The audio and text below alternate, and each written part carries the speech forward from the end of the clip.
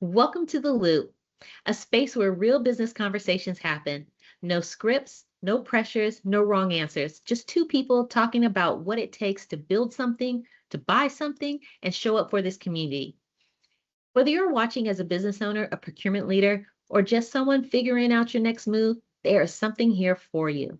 I'm Donna Ruff, and today I'm sitting down with Ambra Jackson with Collective Cultural Training and Consulting. Thank you so much for joining us today. And before we get into some business, I want to ask you a little bit of a question here. So, Sure. understanding what your business does, and we'll get into that versus what was traditionally HR, like there has to be like still some of those nuances that are a little bit hard. Am I correct? Correct. Because in your typical organizations, HRs, you have your sexual harassment trainings, you have your just standard policies, sexual harassment, time and attendance. Some might have professional development depending on what organization you're a part of.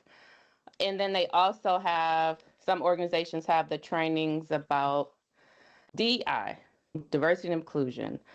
But some kind of, I think like the standard, some kind of really don't dive into, in my opinion, how to have a healthy workplace culture.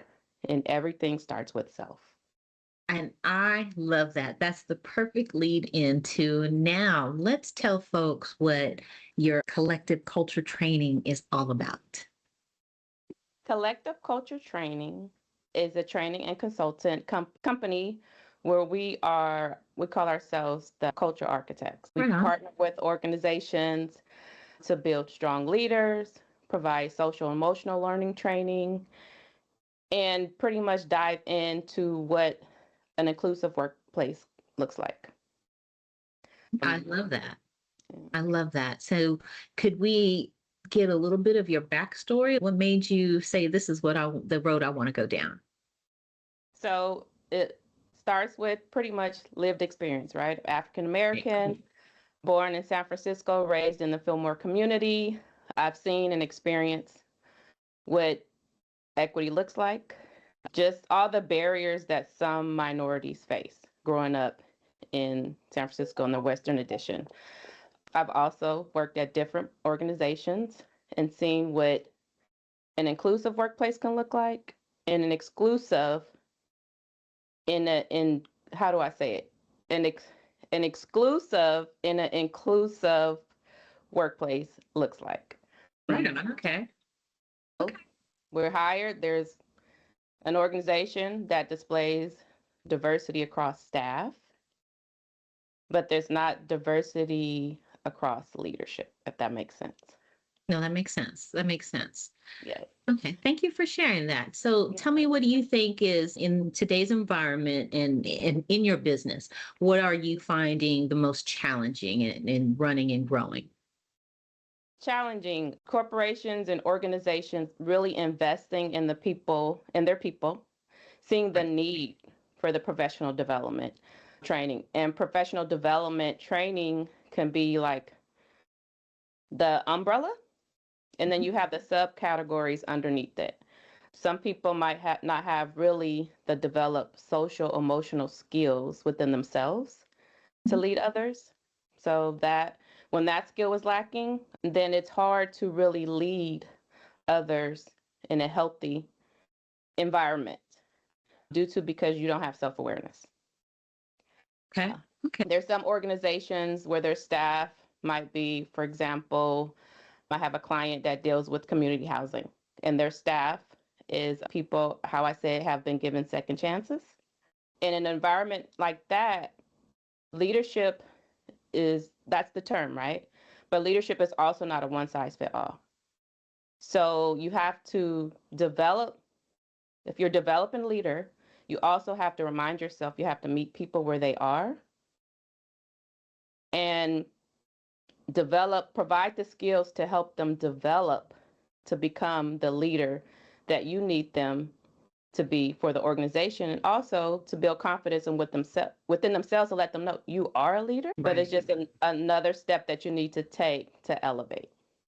Right on. So that's pretty full circle there. So when it comes to working with some of these larger corporations or mid-sized companies or even small businesses, what is something that you wish that they understood about your business or a business like yours?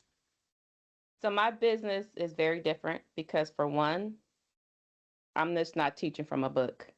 Right on. I'm teaching from lived experiences. So I could easily relate to some of the scenarios or challenges that might be going into the workplace, because once upon a time I might have been in that chair. So I could relate, how do I say it, professionally, because I've developed as a professional, as a leader. I've had professional trainings, and I've also had lived experiences. So with those two combinations, you can't lose with pouring and helping develop the next leader to get sustainable results. And your sustainable results is no burnout. I love that. I think that it's so valuable, really truly having that lived experience to add to your repertoire in how you're leading your business to for success and the success of these individuals that you work with. So let me ask another question on opportunities that you're looking at right now. What is something that you are actively searching in, whether it's in a contract or a partnership or just any other opportunities that you're looking for? I'm looking to scale, build new partnerships with corporations, nonprofits, pretty much any organization that is looking to develop the next leader and sustain the leaders that they have. To really know, with this training provided, the impact, the impact. I know as a staff, right? When the company is invested in me, that makes me want to do more. And Absolutely. investing in me is recognizing who I really am and what I my love background might be different from their background and the exactly. opportunities. Yeah. Oh, wonderful. Thank you so much for sharing that. And as folks are watching this Yeah. and things that you would like to know about you, what would you want someone to know about you and how can we find you? You can find me I have a website, net.